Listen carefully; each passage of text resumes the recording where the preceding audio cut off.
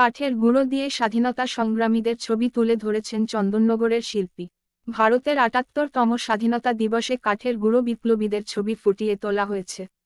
চন্দননগরের উর্দিবাজারে cultural ফোরামের উদ্যোগে এই ছবি তুলে ধরেছেন শিল্পী।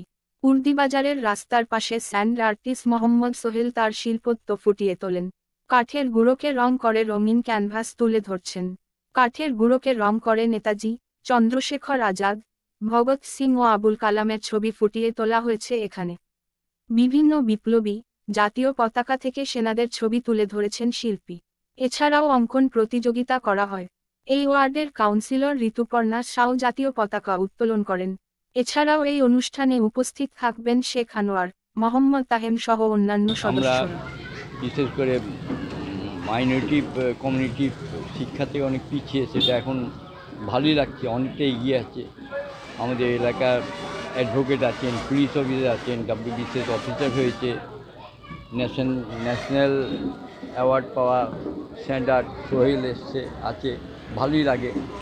আরও আমরা চাইব উন্নতি করি শিক্ষার দিক দিয়ে, যাতে দেশকে আরও সমৃদ্ধশালী করতে পারি।